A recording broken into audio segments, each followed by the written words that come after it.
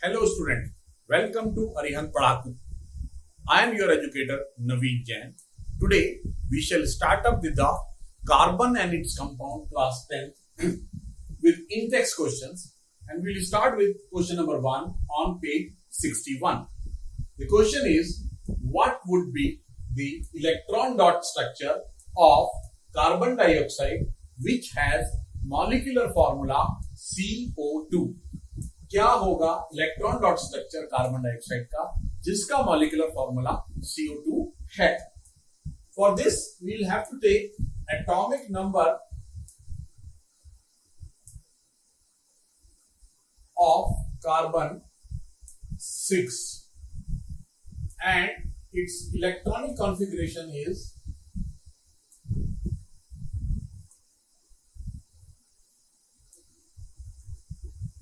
2,4. Now let us take oxygen. Atomic number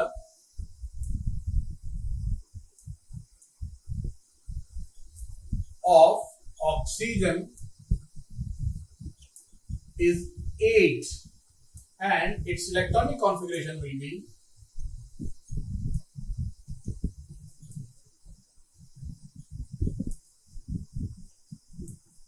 2,6. So we will take carbon in the middle, 2 electrons of carbon, another 2 electrons of carbon here, and then these 2 electrons of oxygen,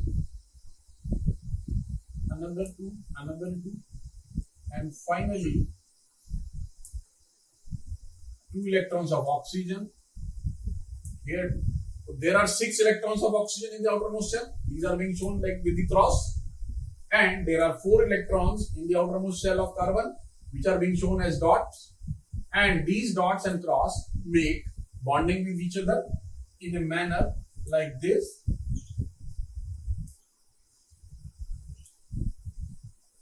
So this is the correct electron dot structure of carbon dioxide and this is their bonding position. Here we shall take up the question number 2.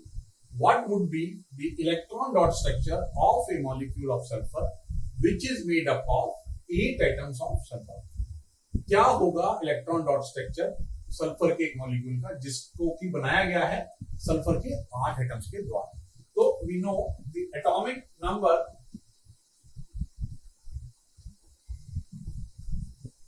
Of sulphur is 16.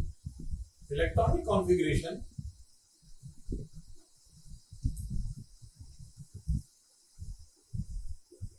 of sulfur is 2,8,6, means there are 6 electrons in the outermost shell of sulfur.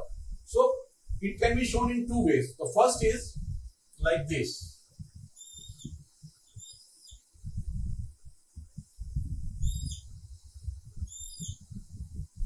This is called crown-like structure, wherein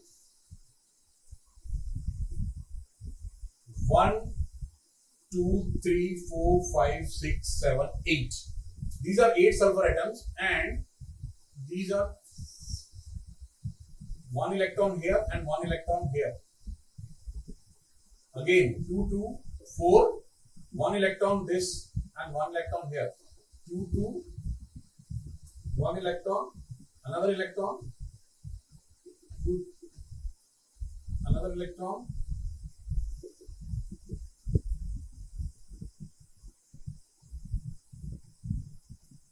1 electron and another electron,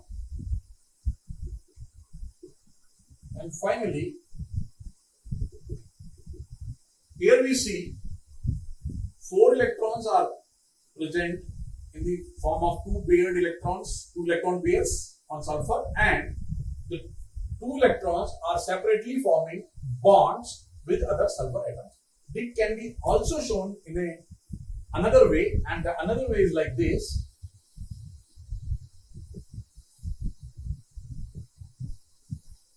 We can make 8 rings like this.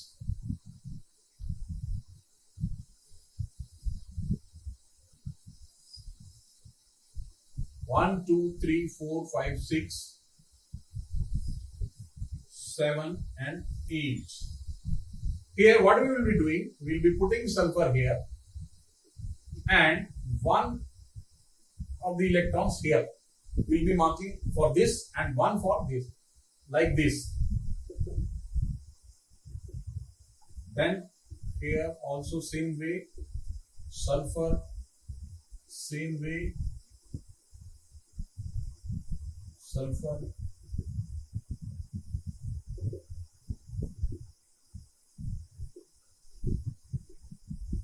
And also like this. So out of the two, whatever way we may make, here we can also make it like this. This is also S8. This is also S8. And this structure is called crown-like structure. Crown-type structure.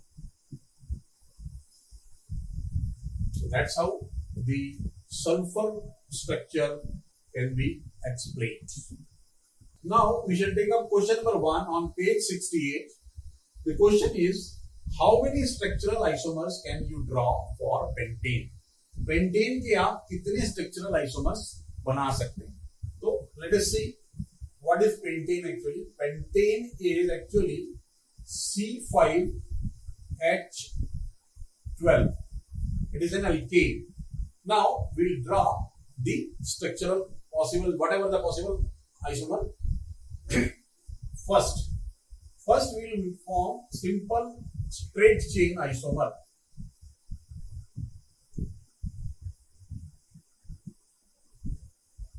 Here we will place all the hydrogens like this, and the name of this compound will be pentane. Simply pentane. No numbering, no prefix, suffix, nothing like that. Now, second.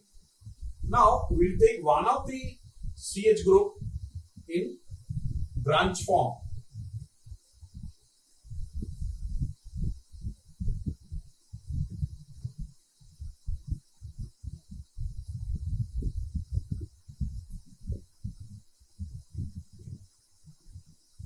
All the hydrogens are to be placed like this. You see here also it is C5H12. Here also 1, 2, 3, 4, 5. C5H12. But the name will be different. The name will be 2-methyl butane. Why? Because we'll take the numbering from here 1, 2, 3, 4, and on the second position there is one methyl group. That's why we are calling it as 2-methyl butane. Now the third one. The third one is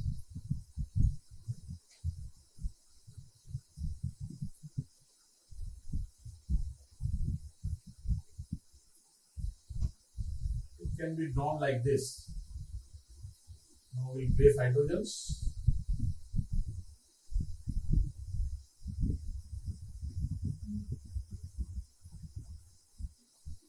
And it will also be C5H12. And the name of this compound will be 2,2-dimethyl propane.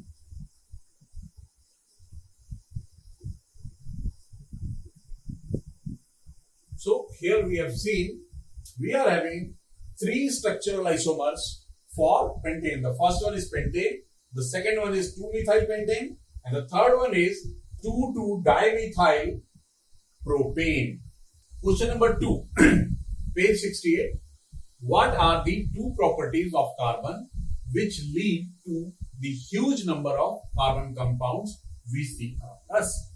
कौन सी ऐसी 2 properties हैं carbon की जिसकी वजह से carbon काफी ज्यादा number of compounds बनाता है जो हम आसपास अपने देखते हैं? तो let us discuss these 2 properties. The first of that property is catenation.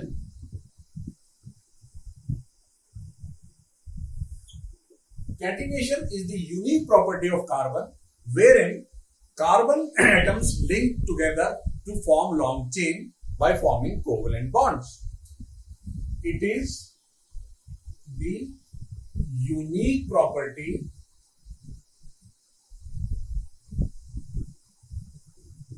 of carbon to link with other carbon atoms to form either straight chain or branched compounds. And here the bond between carbon and carbon is covalent. Let us see the example. It is a straight chain compound wherein each carbon is linked with other carbons with the help of covalent bonds. And in case of branched also, this thing.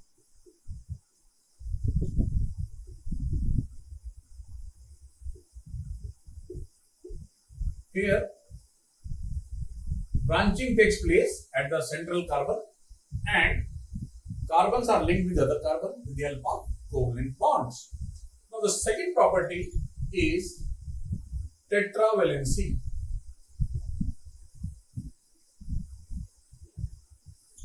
We know carbon has electronic configuration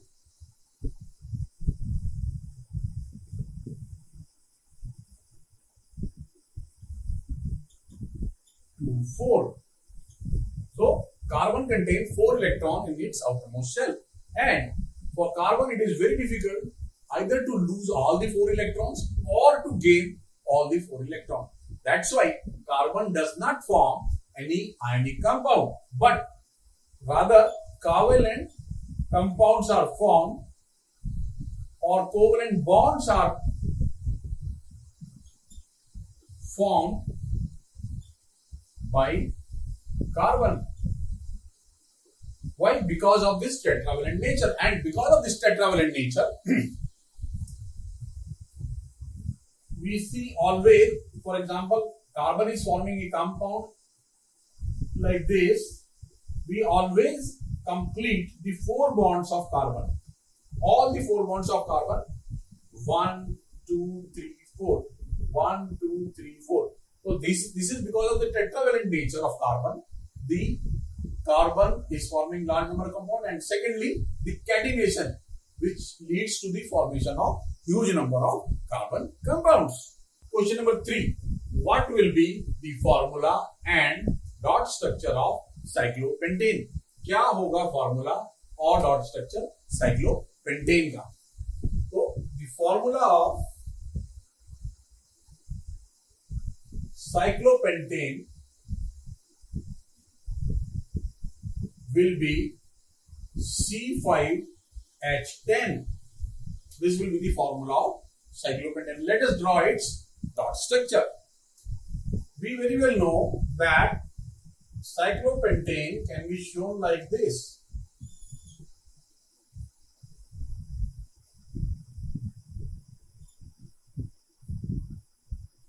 Here all the positions, hydrogen is having 2 hydrogen atoms are having on each of the carbons. C5H10 cyclopentane. Let us draw its dot structure. So C. Now one carbon is forming bond with another carbon like this.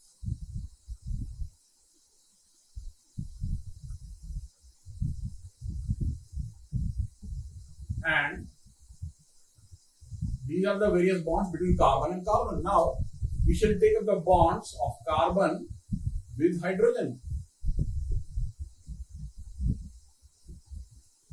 Each carbon forms bonds with 2 hydrogens.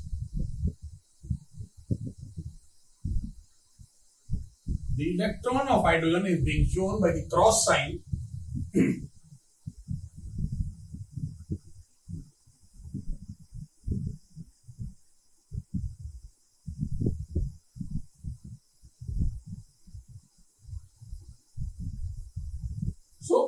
we see 4 electrons of carbon like this: 1, 2, 3, 4.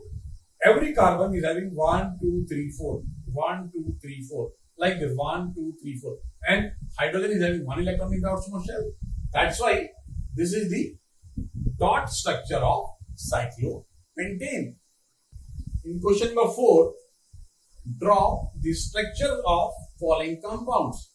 हमें नीचे लिखे compounds के structure draw करने हैं. Compounds हैं: A ethanoic acid, B bromopentane, C butanol and D hexanol.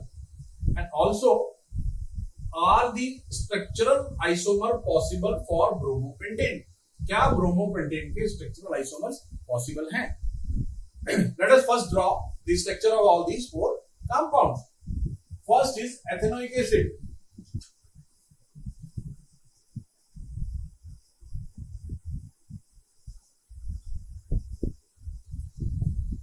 C2H, rather CH3COOH. This is the structural formula of ethanoic acid. Now, let us make it like this in expanded form. C double bond O. This is ethanoic acid. Second, bromopentane.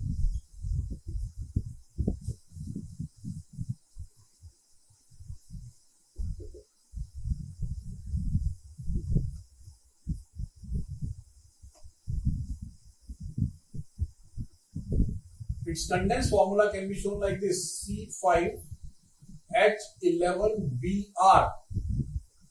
So here what we can do, Br can be placed over here, and this is our bromopentane. Here we have put Br over this position, and then third, butanone.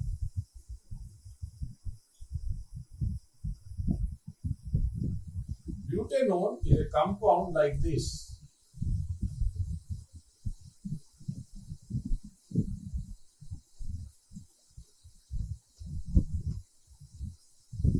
It has got 4 carbons, 8 hydrogens, and 1 oxygen. C4H8O. This is your butanone. It is a sort of ketone. The fourth one, D. Hexanol. It is an aldehyde. Hexanol. It can be shown like this.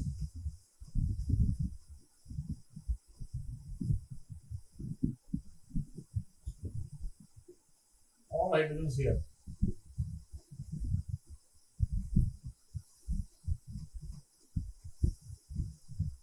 C6, 3 to 5, 7, 9, 11, 12. C6H12O.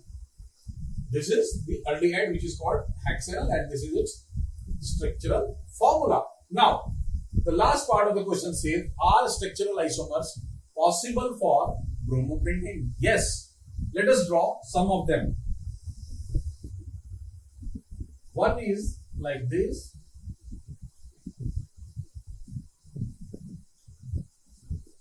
Here what we shall be doing? We shall be changing the position of bromine.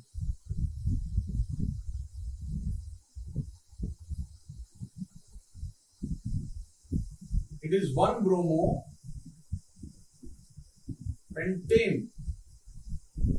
Similarly, if the bromine is shifted to second carbon,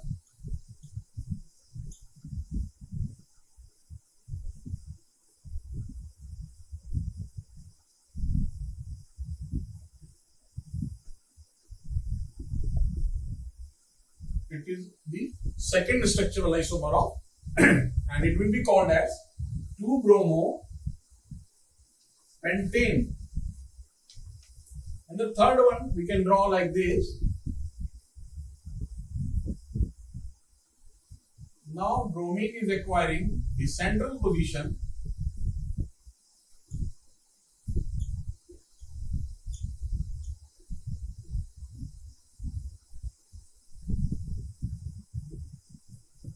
and it will be called as 3-bromo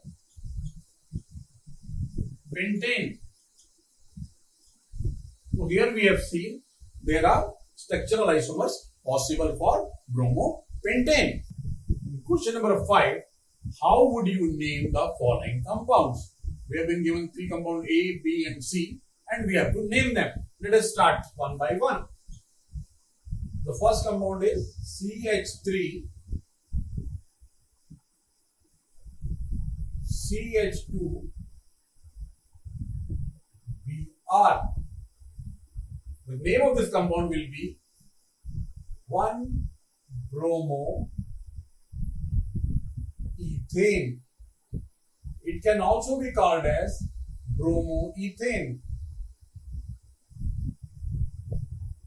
because whether bromine gets attached to this position or this position, in both the cases it will get number 1. So it can be called as 1-bromoethane or bromoethane. Now second,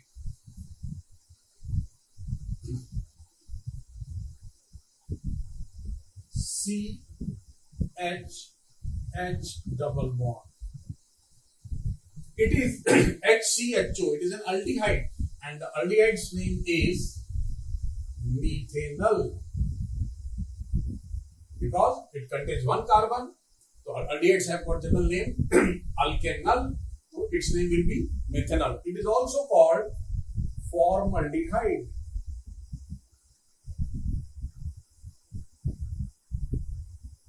Now the third compound.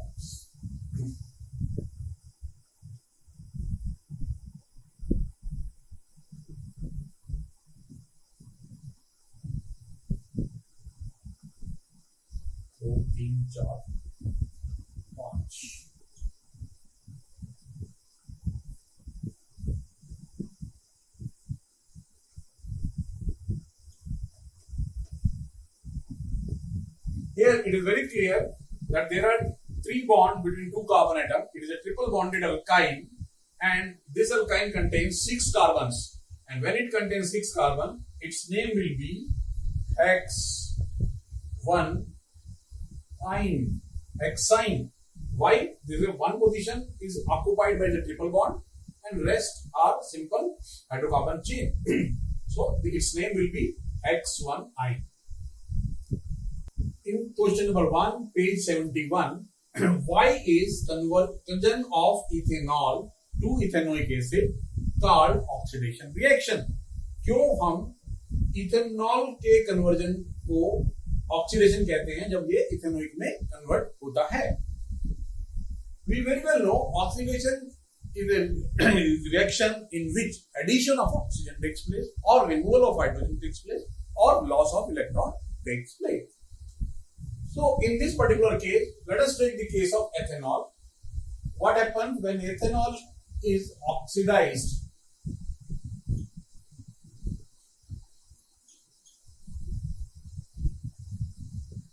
This is our ethanol.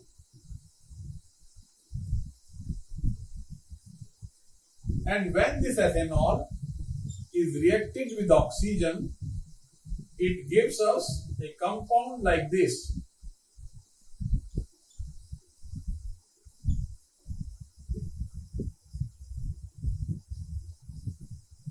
Here it is called ethanoic acid.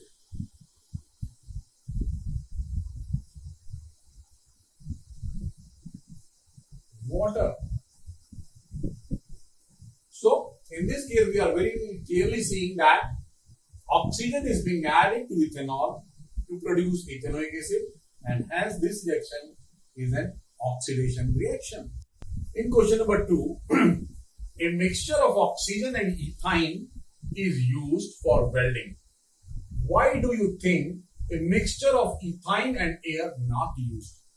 मतलब हम welding के लिए ethyne और oxygen का इस्तेमाल करते हैं, क्यों इथाइन और एयर का इस्तेमाल नहीं किया जा सकता? The reason is very simple in this case.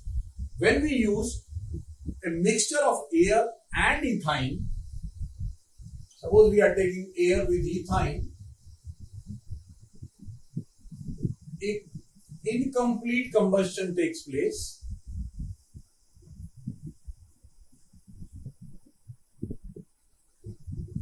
Secondly, lot of smoke is generated. Third, temperature is not very high, because for welding we need very high temperature. While if we take ethane with oxygen, let us see with the equation. This is our ethane, and if we burn it in the presence of oxygen, what we are going to get? Carbon dioxide plus lot of heat plus lot of light also, and we can balance it up also. 2, 4, 5, 2. So here we are seeing that ethane undergoes complete combustion in case of oxygen to give carbon dioxide, water, heat and light, while when we carry out the same reaction in the presence of air instead of oxygen, what happens? The combustion is incomplete, the combustion generates a lot of smoke, and thirdly and most importantly, temperature is not very high, because if the temperature is not very high, welding will not happen. Now take up the question number 1, page 74. How would you distinguish between an alcohol and a carboxylic acid? किस प्रकार से आप अंतर पता लगाओगे alcohol में और एक carboxylic acid? We very well know alcohol has got formula ROH, and whereas carboxylic acid have got their general formula RCOOH. Now we have to give a test which distinguishes these two compounds. So we take the sodium bicarbonate test.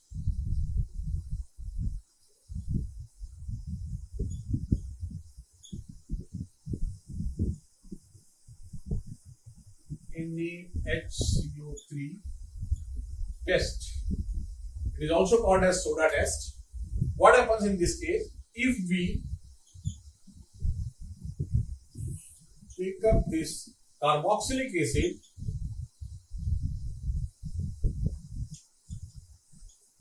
with soda NaHCO3, we get brisk effervescence.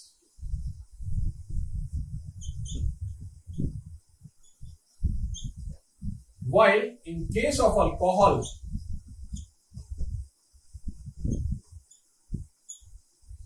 no such effervescence.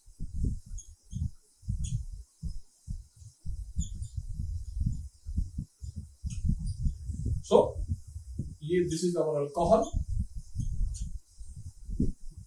So, out of the two compounds, the compound which gives brisk effervescence will be termed as carboxylic acid, and another compound which does not give any effervescence will be termed as alcohol. That's how we will distinguish between alcohol and carboxylic acid.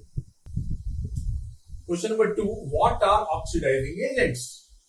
We very well know oxidizing agents are the agents which oxidizes others but reduces themselves.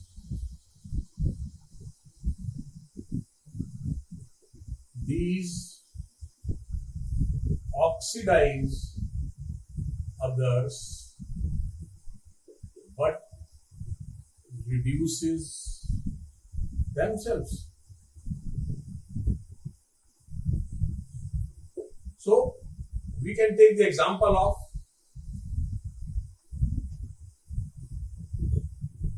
K2Cr2O7 in potassium dichromate.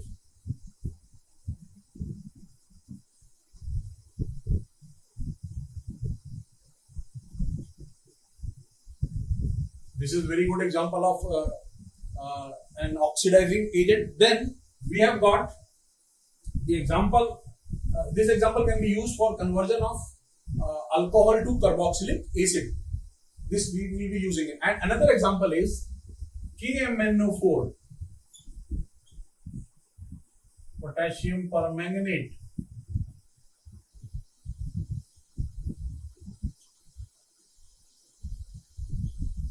So what alcohol? Alcohol is our C2H5OH. We are taking ethanol. And if we K2Cr07 and we heat it, we are going to get CH3COOH plus, of course, water. So here what is happening? Alcohol is getting oxidized to carboxylic acid.